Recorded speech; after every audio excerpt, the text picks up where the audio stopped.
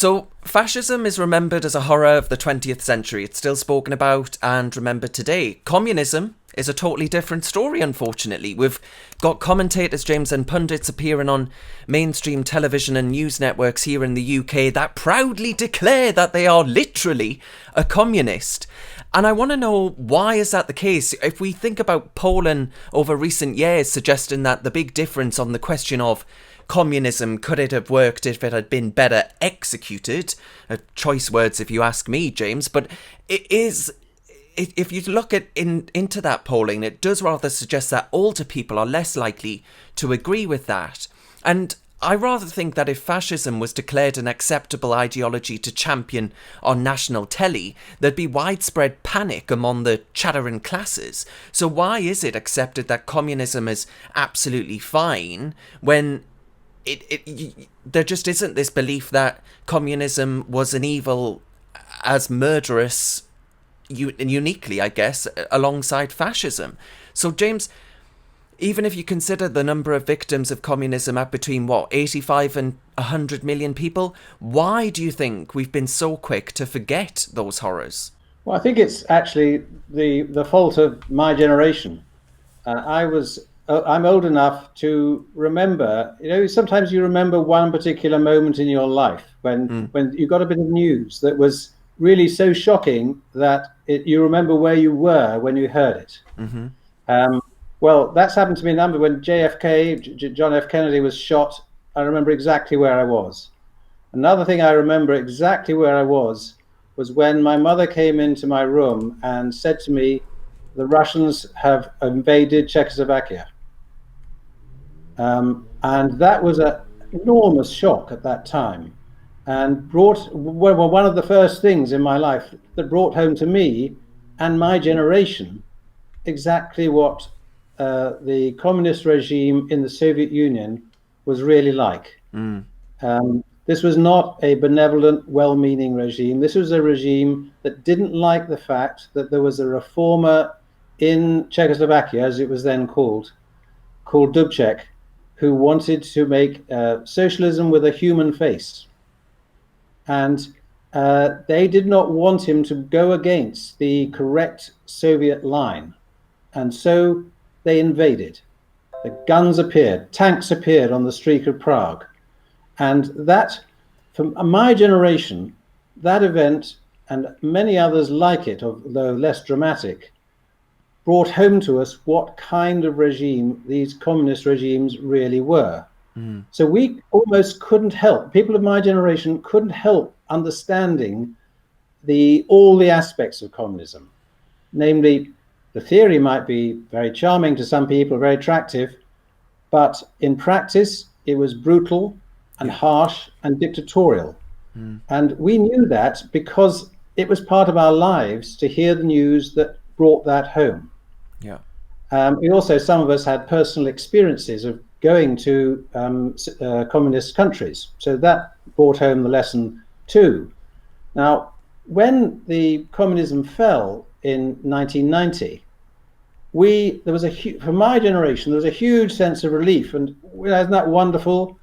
I personally regarded the 20th century as, among other things, a giant experiment into whether communism would work. And it was comprehensively shown that no, whatever the ideals might be, it didn't work. It caused human misery, political oppression, and economic failure. That was just obvious to people of my generation. But when it fell, we thought, okay, that's over. Marvelous. So do you think, James, there was a sort of liberal arrogance almost of, Western liberal democracies have won out and therefore we needn't do anything else now. We've won the day. This will be how it is forever now. That's exactly what it was like. And we thought the argument is over. Yeah. Good sense, civilization, decency, democracy, freedom have all won. And it was a wonderful, wonderful time. What we should have realized, but didn't, was that the next generations would not have the experience that we have had, that we ought to immortalize this experience to make sure all future generations knew about it and understood it. But we didn't do that. We were complacent. We took it for granted. And in hindsight, I now bitterly regret that we didn't do more at that time to record and to make sure it was not forgotten. Because I mean, what was that Ronald Reagan quote about, our values being just one generation away from extinction? And that very much seems to have taken hold now. I mean, how did it make you feel when you first saw a commentator on what is mainstream television, Good Morning Britain? This is a mainstream show where millions of people watch every morning with their cereal. A commentator saying, I am literally a communist, as if it's a badge of honor. It really shocked me. And am I naive or what? What the hell's going on here? Why has it become a sort of high status or trendy to declare yourself a disciple of a murderous ideology? I think that was the culmination. That moment when she said, I am literally a communist, was the culmination of a process that had been going on for quite a long time. So it was not something that came out of the blue. We'd had the rise of some pretty, so we say communist sympathizers, such as Corbyn and Seamus Milne, had risen to positions of prominence and power. Seamus Milne, who was advisor to Corbyn, was an apologist for Stalin and said that gulags were not that bad and things of that sort in articles. And so it was a culmination of this. And why did that happen? I think for two reasons. One is the reality had been forgotten about what happened under communism. Children were not taught it in school, did not see it in a museum, did not know about it at all. Not their fault at all. We are, all of us, including myself, creatures of the upbringing and education that we've had, and also the life experiences. We had life experiences that brought home to us some of the realities of a communist regime.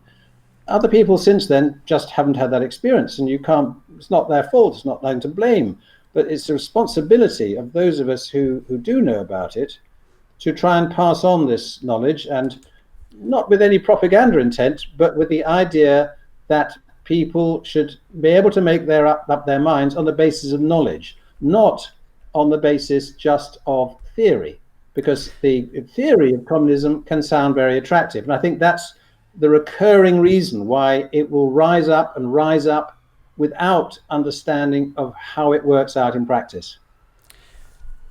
So then I agree with you, you sort of present the facts, give people that knowledge to make up their own minds about this ideology, and I think many people will be driven to believing that it is a uniquely evil one.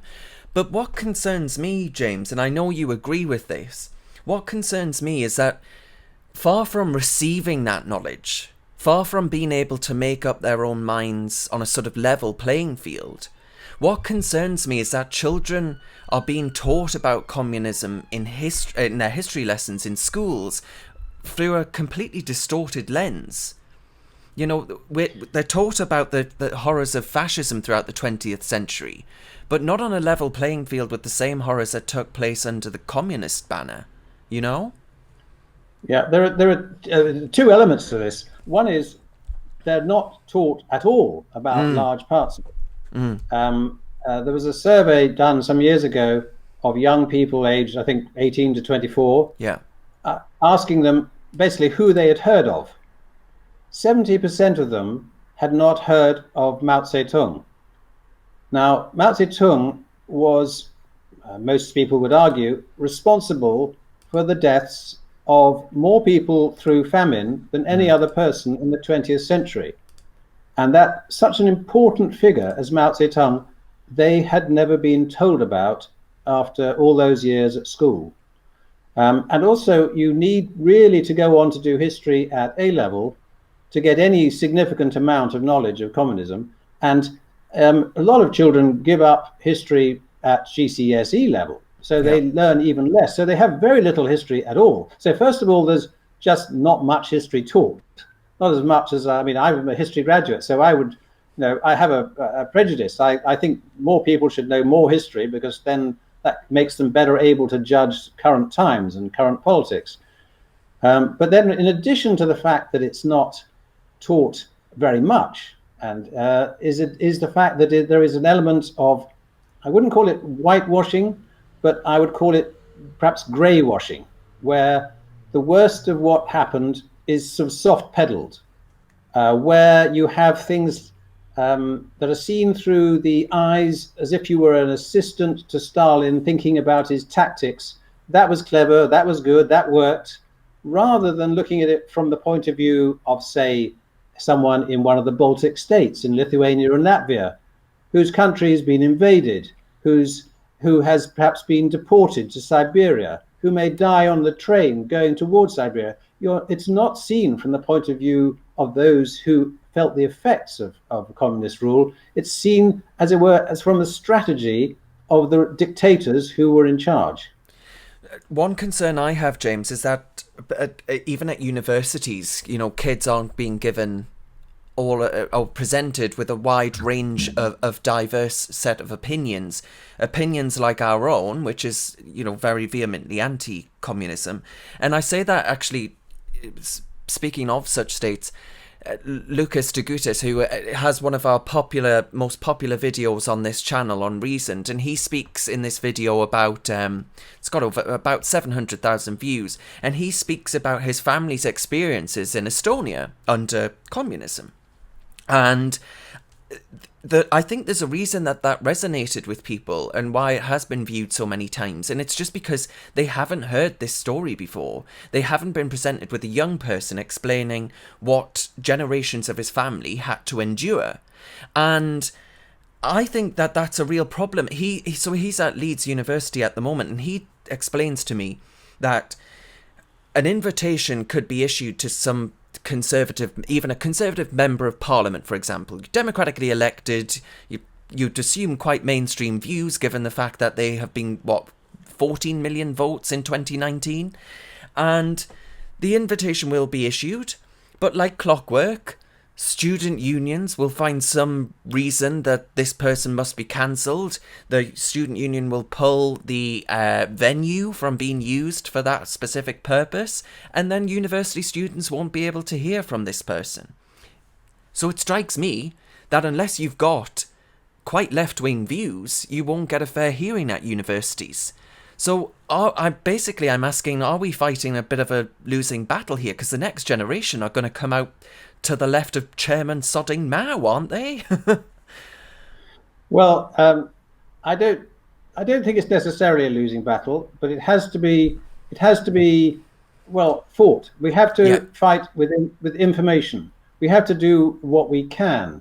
To put it grandly, the reason I'm trying to create a museum of communist terror is to provide a way in which schools can visit, provide information from a very early age to school parties and others, so that they understand from early on. That's part of the mission. And part of what you say about about Estonia is absolutely pertinent, because it is personal experience, personal testimony that really convinces people. Mm-hmm. I visited the House of Terror in Bucharest, mm-hmm. and was very impressed by the way they used personal testimony. And part of my mission has been to go to formerly communist countries and interview people in depth, at length, on video, in order to get them to describe their personal experiences of communist rule. And we put them on our YouTube channel and on the Twitter account and Facebook account and on the website.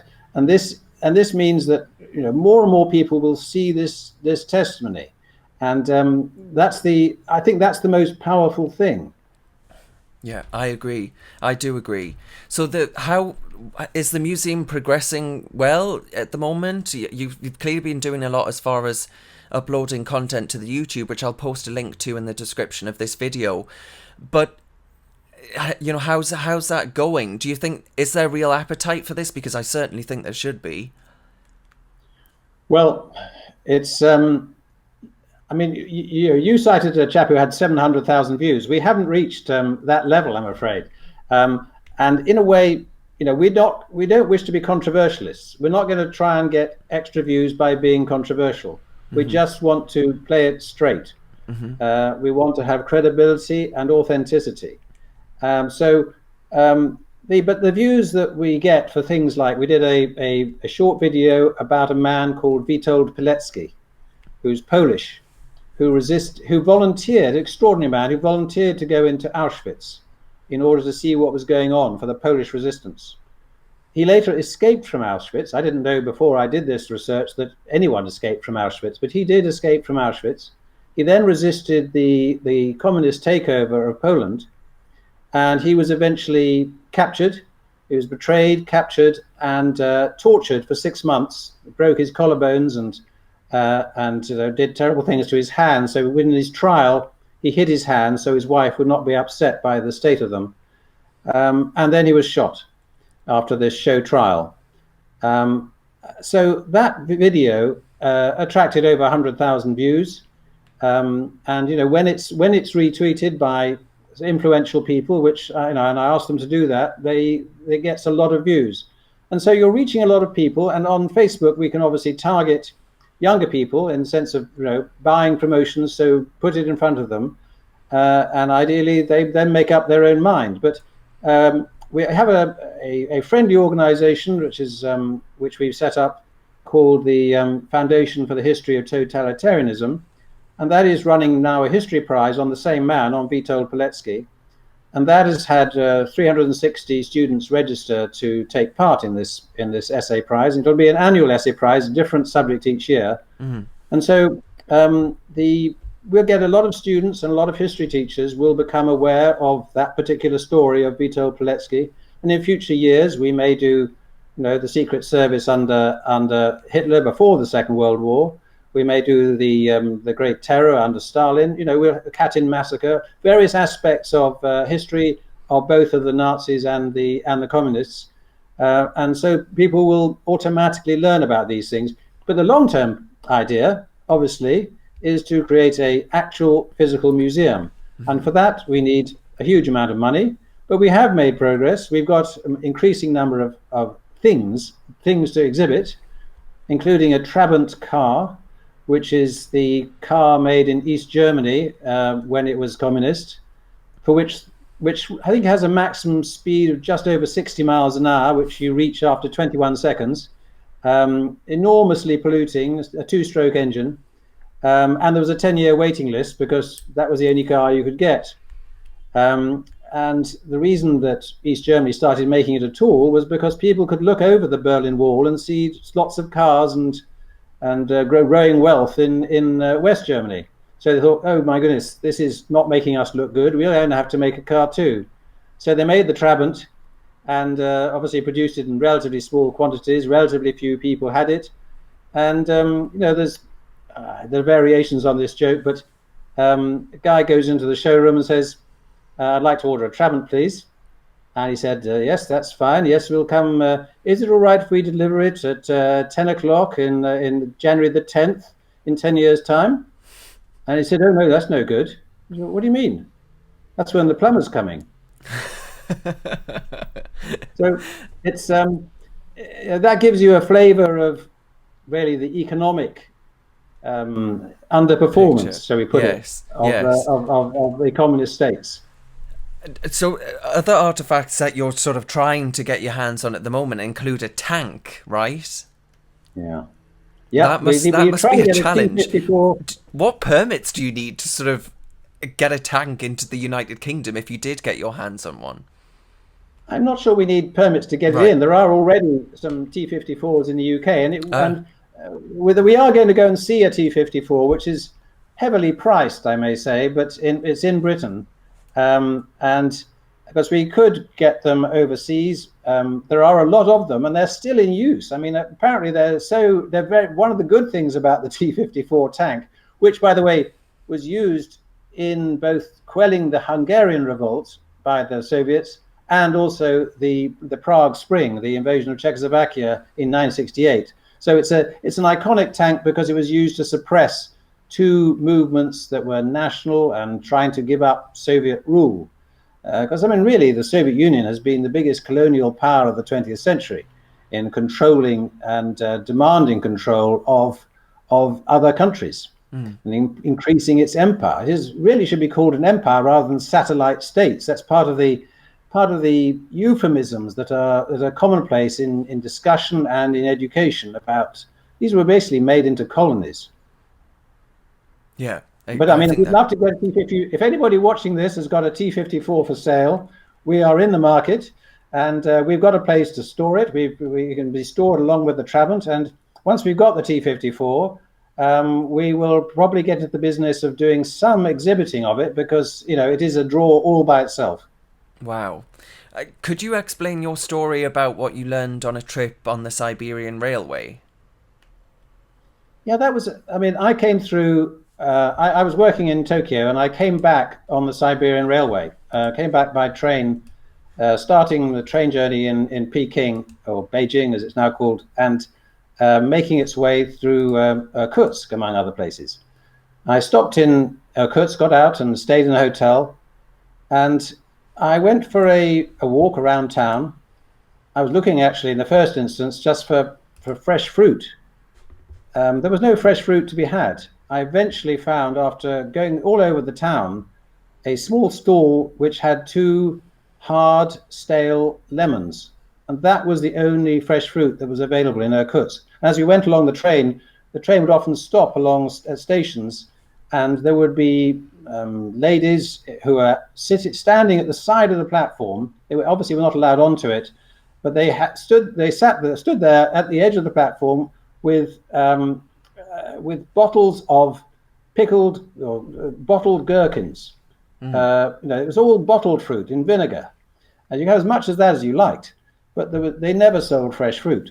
Anyway, when I was in Irkutsk, I went for a walk, and near some water, a lake, I guess, maybe it's part of Lake Baikal.